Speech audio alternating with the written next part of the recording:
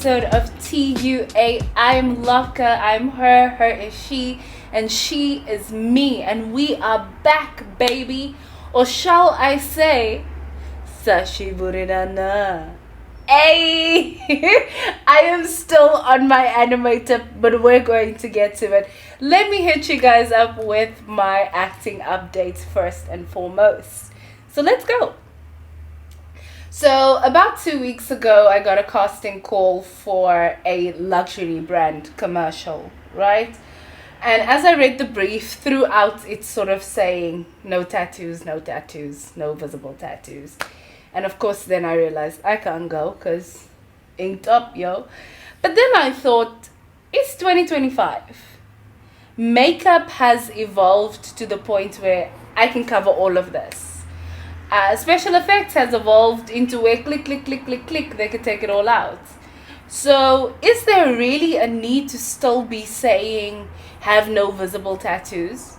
Like, if you don't want to spend money on the makeup to cover it, I've got the makeup to cover it. Let me do it, you know? And I'll just show up as if I've got no tattoos.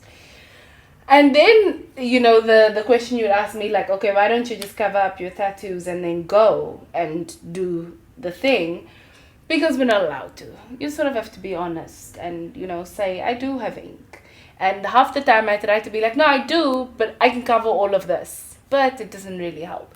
So I'm just wondering, like, is tattoos still in that light of, you know, felons and ne'er-do-wells have tattoos?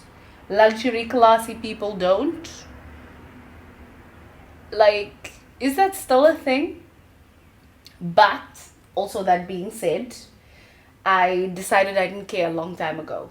So, around the third tattoo, I decided I don't care. Like, I want them, I'm gonna get them. If I miss out on the casting because of it, then, you know, it is what it is. But that was quite just something that, you know, ran across my brain because I was like, are we really still saying, like, no tattoos in 2025? Okay, interesting. So there's that.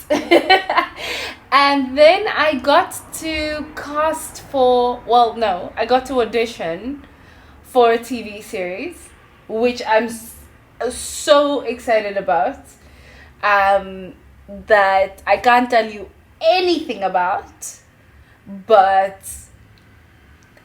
just auditioning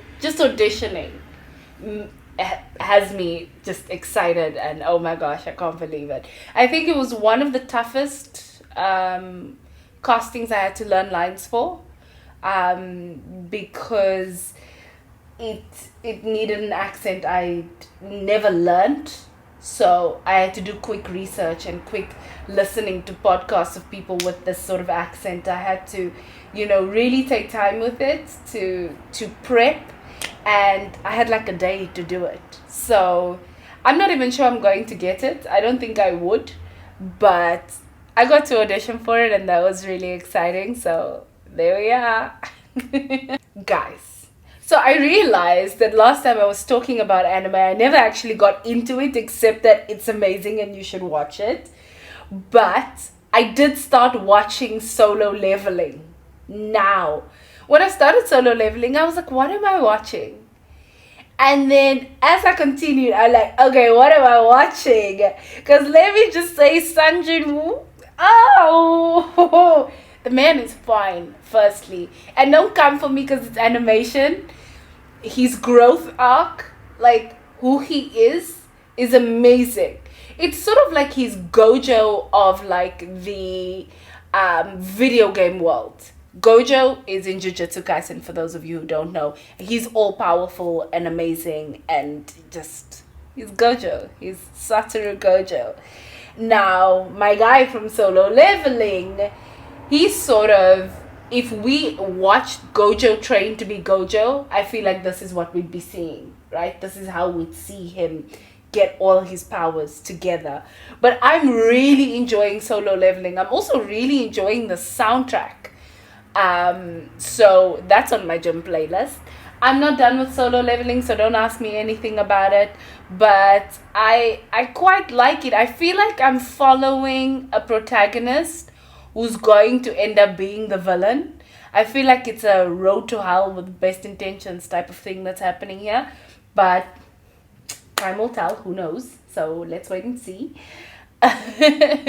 And then I'm still watching Demon Slayer. Just rewatching it because it's so lovely. And honestly, I didn't even get to tell you last week my favorite little character, and it's not even the, you know, the big three, but it's little Muchiro Tokito. Oh, he's so cute and adorable, and his little eyes, and he's just so lovely. The manga readers who post on Instagram have sort of spoiled what happens, and I'm not even going to get into that. But I love him. I absolutely love him. And I feel like Mitsuri Kanoroji, the love Hashira, she is my spirit animal. I love that the reason she became Hashira is because she was like, I'm strong, like, and I want a strong man. I want a man who makes me feel tiny and petite and cute, and I don't want to dumb down my power for that man. So where am I going to find a strong man? Oh, Hashira is strong. I'm going to become a Hashira, and there I will find my husband. And there, she found Obanai. Oh my gosh, I love that man. I love him, this fictional character, man. He's lovely. He's protective of her. He freaks out all over Tanjiro because because she was excited about trading with Tanjiro. So very, very cool. Like I very much, I think there's something in every character in Demon Slayer that I absolutely love. And even now watching Infinity Castle, we almost want to forgive the sons of Akaza and, you know, just show Hakuji all the love.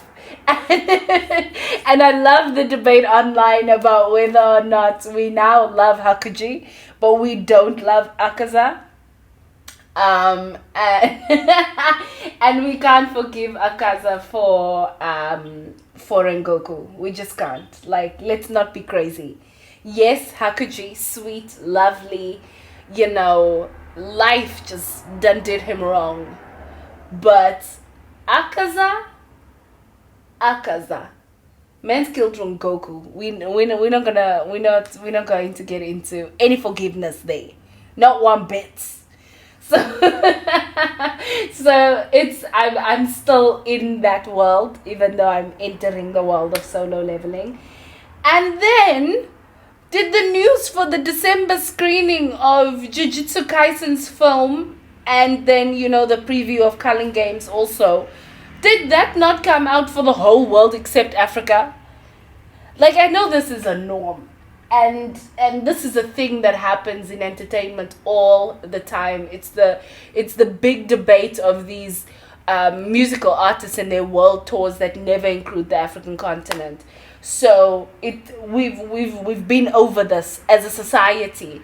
But really, there are dates for Australia, for Asia, for Europe, for the Americas, for North Americas, and you're telling me Africa can't get a shout out?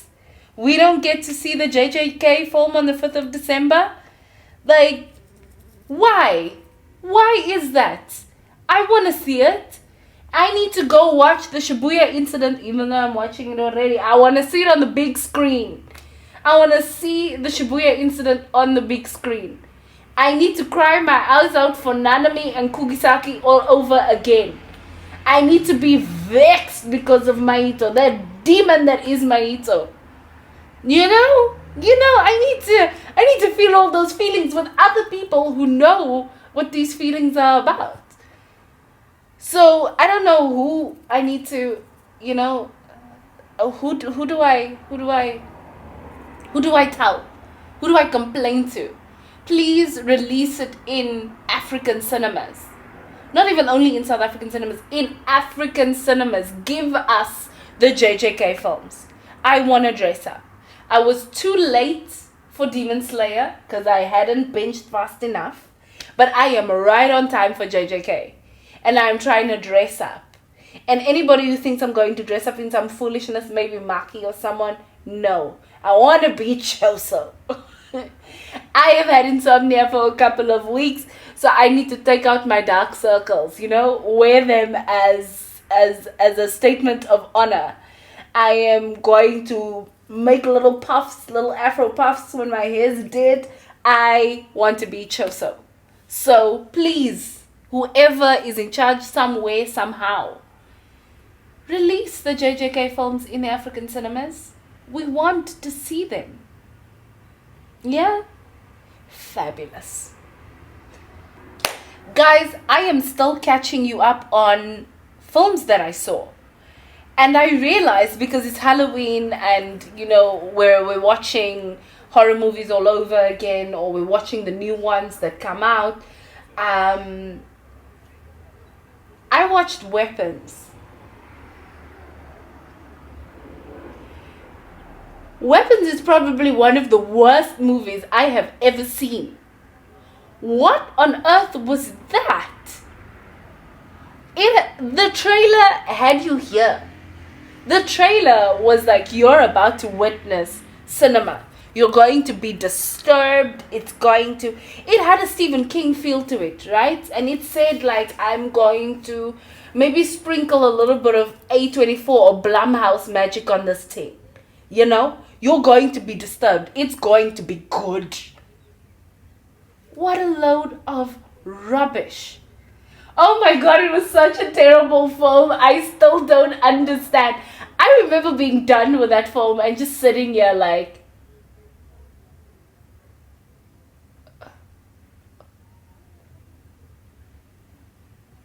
what did I just watch? What did I just invest my time and brain power in? I was so excited to see this film. What was that? Absolute rubbish. Oh my gosh, it was terrible. Like, those of you who've seen it, comment so that we can commiserate about the fact that we all saw Weapons. And it was awful. I can't even believe that people went on Beyonce's internet and said, oh, horror's back. Weapons is amazing. Horror is back with Weapons? Please. Have you watched a horror movie before? No. That was not it. It was like the first 30 minutes was written by like someone with real interest in horror, was building something. They were cooking. And then they got fired and nobody could recreate that cook. So they shoved it in ChatGPT and said, bring us a horror movie. But put these elements. And then we got the last hour of that film. Oh, dreadful. No, thank you. On the flip side of that, I watched Bring Her Back. A24? A24. Guys, when I make it as an actress, all I want is to be in just one A24 film. Just one.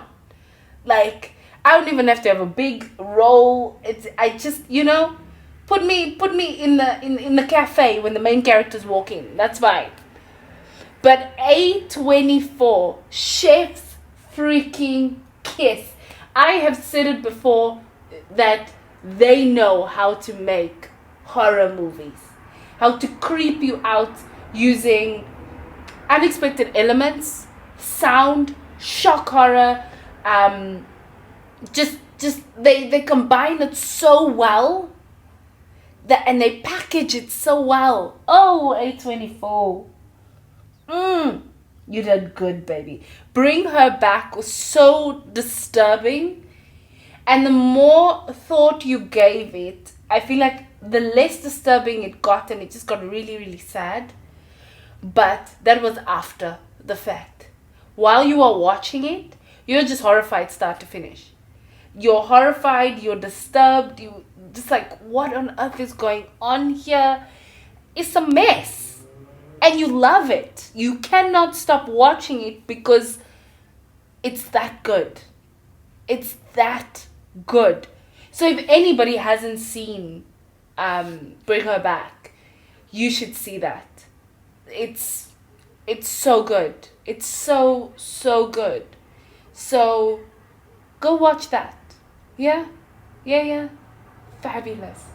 So with us talking about really good horrors and really terrible horrors, I should recommend a horror film because duh, it's what I do. So I'm going to take us all the way back. I'm going to take us to black and white. I'm going to take us into Japanese cinema. I am going to take us into a cinematic masterpiece.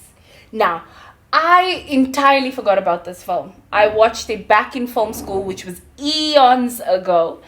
And I literally forgot about it. Till I saw a clip on Instagram about Willem Dafoe was in someone's, it's a channel that they have where they invite celebrities into their room of amazing DVDs. I have no idea what the channel is called, and I think if I look for it now, I'm probably not going to find it. But if you do come across it, then you'll know what I'm talking about. So Willem Dafoe was looking through DVDs and he was like, oh, this is one of my favorites. And he pulled it out and he was like, Oni Baba. And the film I'm going to recommend is Oni Baba. It is a film by Kento Shindo. I hope I said that correctly. My Japanese isn't on point yet. Once I'm done with all the anime I need to see, I will be fluent. Probably not, but there we are. So Oni Baba is a horror, but also, I mean, it's not horror as we know it today, right? I do believe it's like from the 50s, so it's old. So it's not horror like we know it now, but it is so good.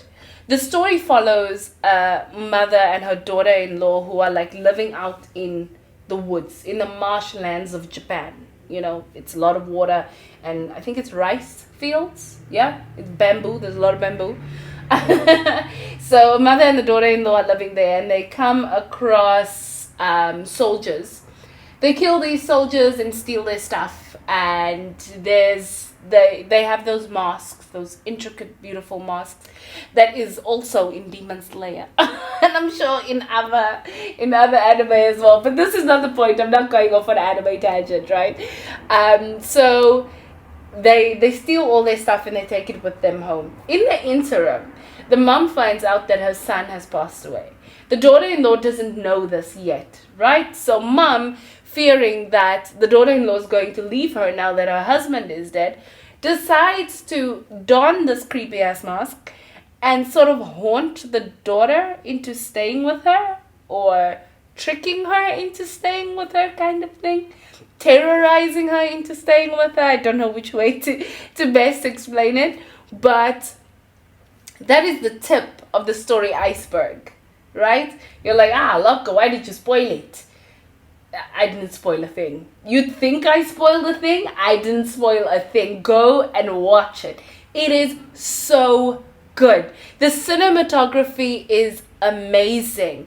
I think there's something so beautiful about capturing wind on camera, of wind, how it moves things, how it moves trees, what that like movement symbolizes as well. I think what's really lovely about when something is shot in black and white, the lighting changes that is being used to give us, you know, mood, time of day, to build anxiety, to show us, you know, it builds emotion. So they did it so well in this film.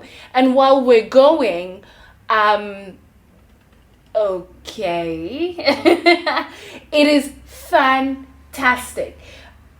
People will, it's got such high ratings. I think it's at a 90% on the tomato meter, and people have called it, you know, this one-of-a-kind masterpiece. It is brilliant. I went to go watch it again because I was like, oh yeah, I remember this, let me see it, let me refresh my memory. And my memory is refreshed, and now I need you to go and see Onibaba.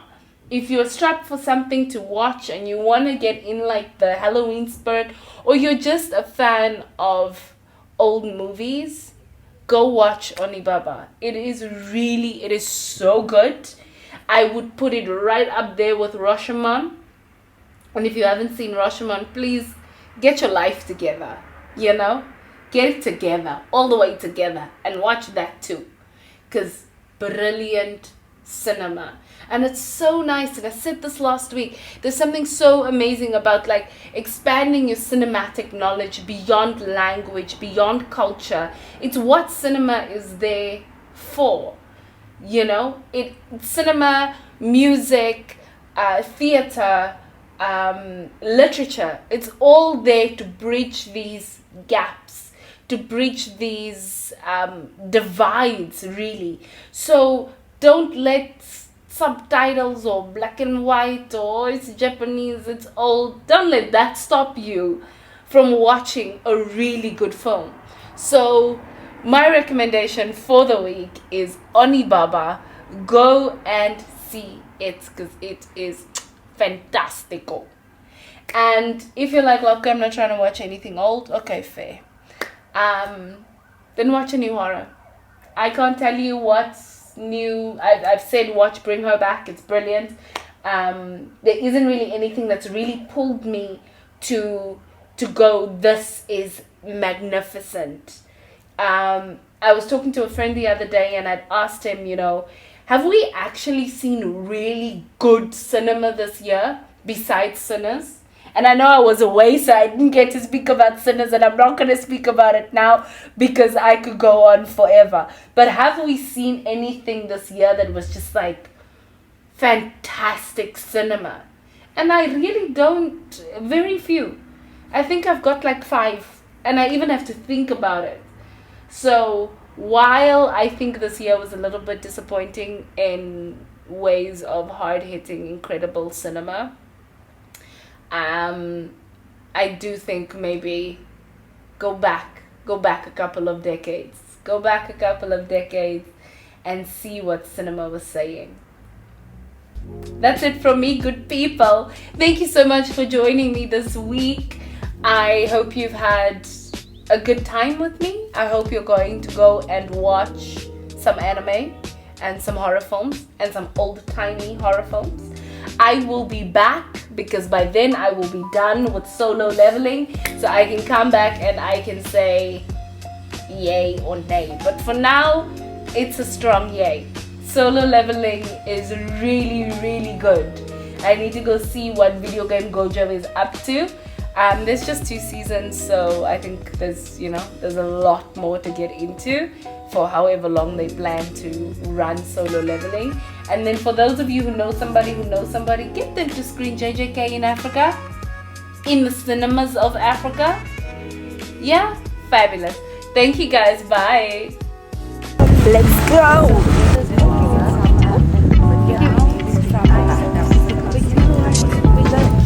Alrighty, audition 2 done. I did it with glasses on my own.